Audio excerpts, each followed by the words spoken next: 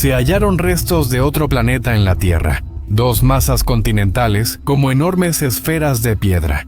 Y algunos científicos afirman que son restos de un planeta alienígena llamado Theia. Hace unos 30 o 40 años, científicos que estudiaban terremotos encontraron esto bajo África y el Océano Pacífico.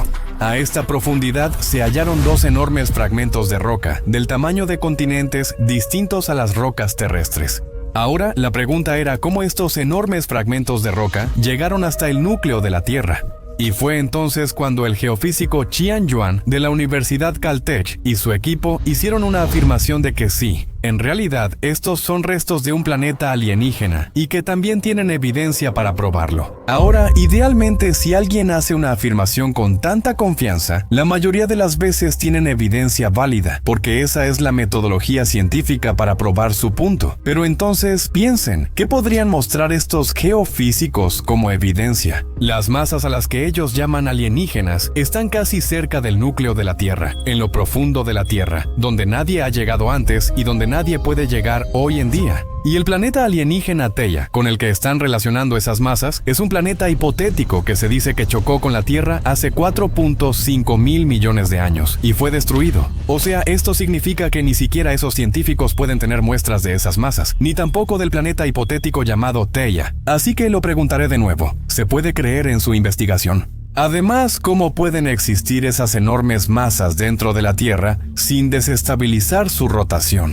¿Y cómo es que los científicos descubrieron su existencia en primer lugar? Ahora, honestamente, cuando trabajamos en este tipo de temas, muchas veces tenemos que enfrentarnos a muchos mitos, conceptos erróneos y rumores. Pero siempre hemos intentado dejar de lado todos esos rumores y mitos para presentarte una conclusión completamente lógica, basada en evidencia científica. Y esa misma forma de pensar y método usamos también en este tema. Empezamos desde la base, desde lo más fundamental.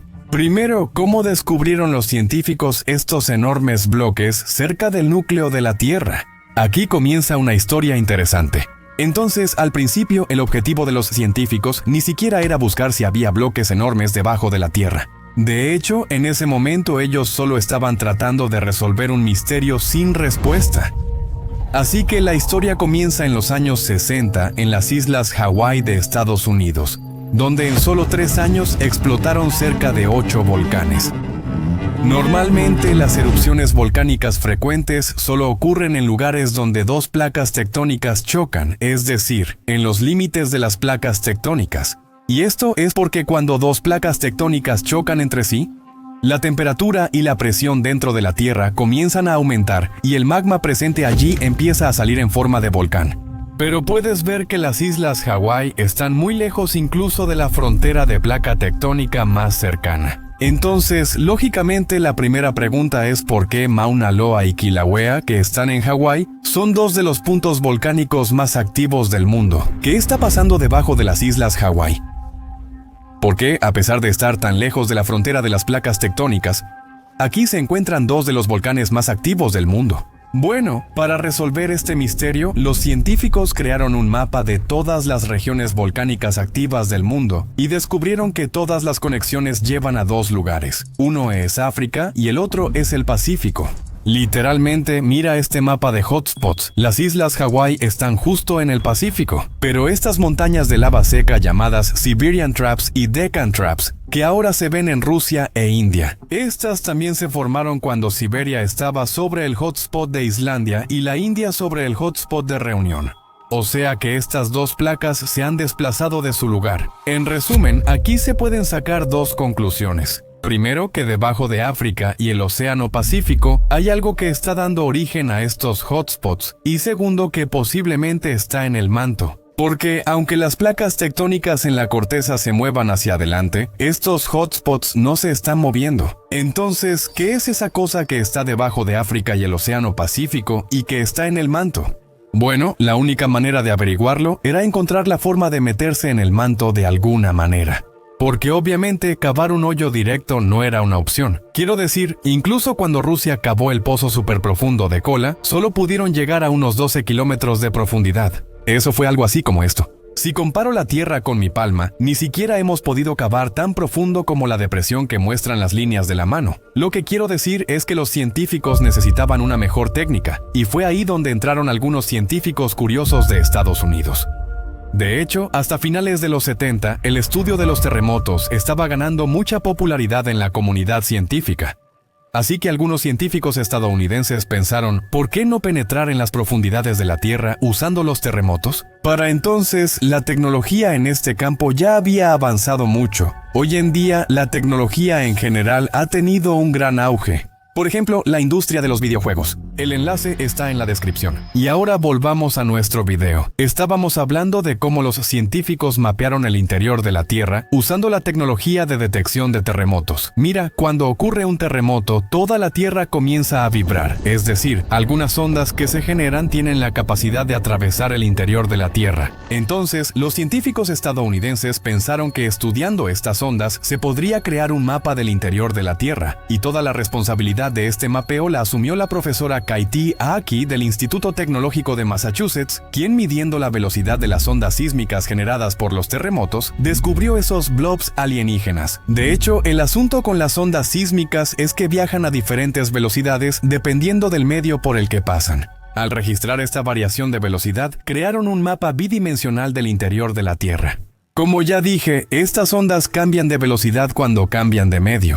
Entonces, la predicción inicial de los científicos era que la velocidad de las ondas se mantendría constante al pasar por el manto, pero luego los resultados de los experimentos fueron completamente diferentes. Al pasar por el manto debajo de las regiones de África y el Pacífico, la velocidad de estas ondas disminuyó repentinamente, lo que significa que había algo más presente en el manto allí, que al chocar con eso, la velocidad de las ondas cambió. Tras investigación se descubrió: debajo de África y el Pacífico existen dos estructuras, como dunas de arena que se ven en un desierto, que son tan grandes como un continente. Tras estos descubrimientos, los científicos nombraron al blob de África como Tuso y al del Pacífico como Jason.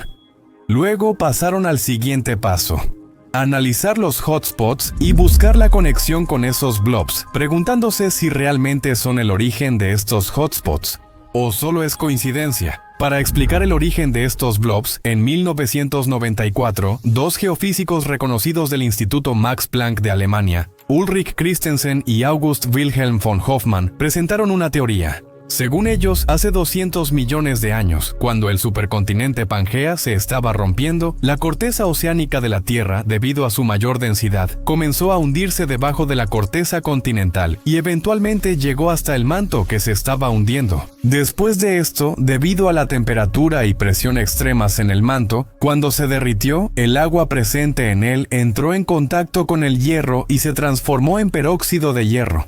Y como las moléculas de peróxido de hierro son más densas que la lava, por eso se fueron acumulando en la frontera entre el núcleo y el manto. Y con el tiempo, ahí formaron dos estructuras extrañas como burbujas. Y como estas burbujas han estado acumulando material denso como el peróxido de hierro durante mucho tiempo. Por eso, cuando se sobrecargan, ese material denso sale disparado hacia la corteza en el momento adecuado, creando puntos calientes, es decir, ya hemos pasado el nivel 2. Los científicos sabían que la mayoría de los puntos calientes del número 1 están en las regiones de África y el Pacífico. Número 2.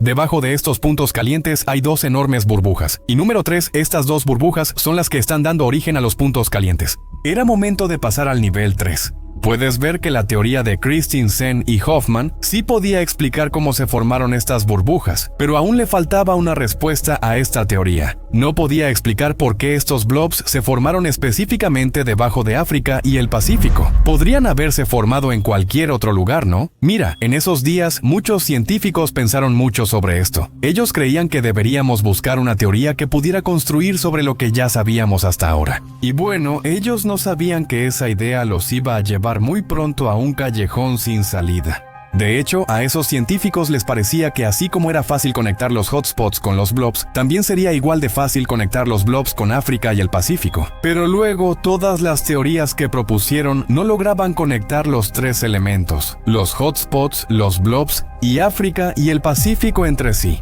Y finalmente, en medio de todo este caos, en 2021 surgió una teoría completamente diferente ante todos. Esta teoría afirmaba que esos blobs en realidad son fragmentos de un planeta alienígena llamado Theia, y los investigadores que apoyaban esto afirmaron que también tenían pruebas de ello. Ahora déjame explicar, mira, en 2021 el geofísico Qian Yuan de la Universidad Caltech y su equipo publicaron una teoría. Según ellos, hace unos 4.500 millones de años, la Tierra era mucho más pequeña que ahora.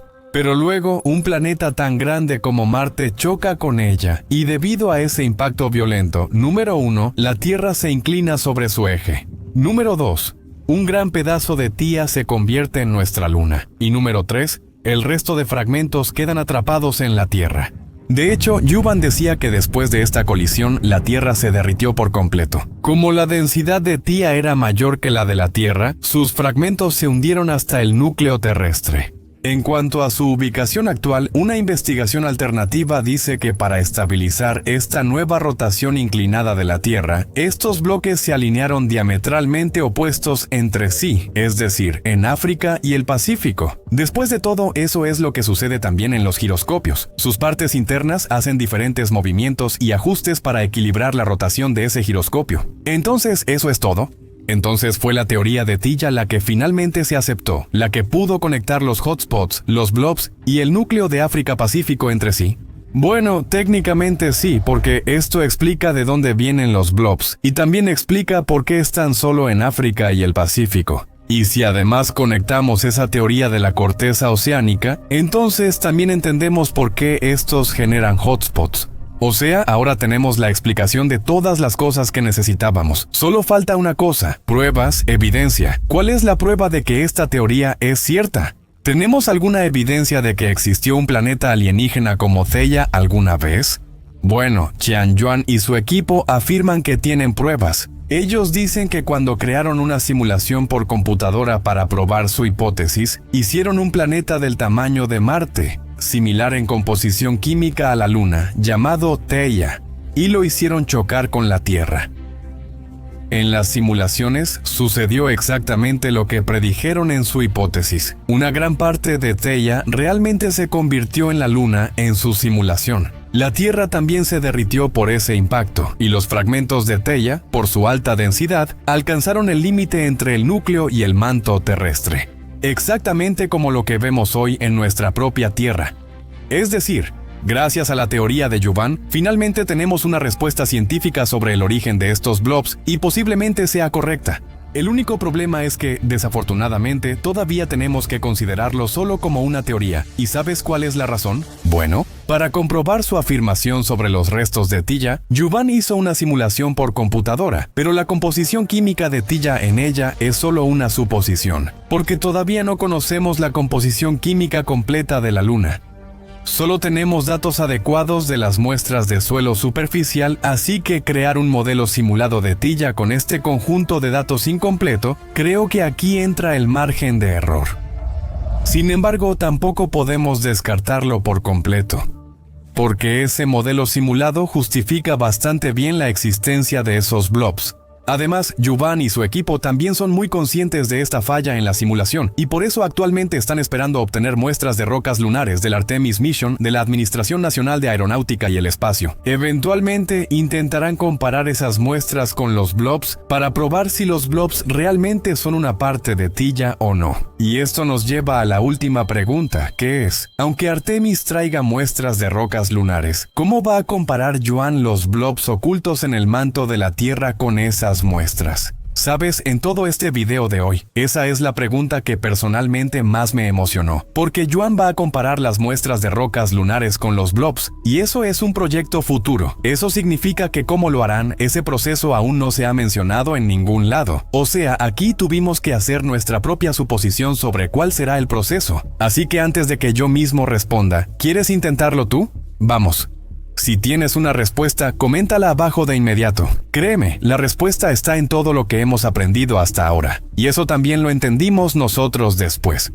Así que espero que la respuesta que creas ya la hayas escrito en la sección de comentarios de abajo. Ahora avancemos hacia la respuesta. Recordarás que hablamos de la teoría de la corteza oceánica subducida, que explica la conexión entre los puntos calientes y los bloques. Bueno, mira ahí, aquí está claramente escrito que esos bloques, al quedarse en el mismo lugar, con el tiempo los isótopos presentes en esos bloques, es decir, las diferentes variantes de los elementos, empiezan a concentrarse. Y luego, después de eso, los penachos del manto, es decir, la lava que sale de los puntos calientes atravesando el manto, reciclan estos isótopos y forman rocas de lava seca en la superficie. O sea, no necesitamos excavar hasta el manto para comparar las rocas de la Luna y las de los blobs. Solo recolecta muestras de rocas de lava seca, es decir, rocas basálticas, cerca de puntos calientes activos como las islas Hawái, y a través de ellas identifica la composición química de los blobs y por último, compáralas con la composición de las muestras de rocas de la Luna. Así de simple, y eso me hace pensar, ¿realmente la ciencia es tan difícil y complicada como dice la gente? O sea, para mí la ciencia no es una materia, sino una forma de pensar. Es un enfoque para resolver problemas. Una perspectiva que nos emociona cada vez que vemos una situación desafiante o una pregunta sin resolver. Y una vez que encontramos la respuesta, ¿a poco no nos sentimos súper realizados? Pero aquí también crecemos personalmente. Y este mismo enfoque científico lo podemos usar en nuestra vida, para resolver los problemas de nuestra vida. Bueno, dicho esto, hay otro problema geológico relacionado contigo, conmigo, con nosotros los indios. Básicamente, la India literalmente se está dividiendo. Investigadores chinos descubrieron que, por un fenómeno desconocido, la placa tectónica india se está dividiendo en dos. Por eso, los científicos creen que nuestros estados del norte e incluso la cordillera del Himalaya podrían desaparecer en unos siglos. También he cubierto este tema en detalle en este video, explicando qué sucede con las placas tectónicas de la India y por qué los científicos creen que en el futuro la franja norte de la India podría destruirse. Así que haz clic aquí y mira ese video. Es un video bastante interesante. Y amigos, si aprendieron algo nuevo de este video, denle like y suscríbanse a Get Set Fly Science por Gaurav Thakur y activen la campana de notificaciones para que no se pierdan ninguna actualización de nuestros próximos videos. Nos vemos la próxima vez. Hasta entonces, como siempre, mantente curioso y sigue aprendiendo. Jai Hind.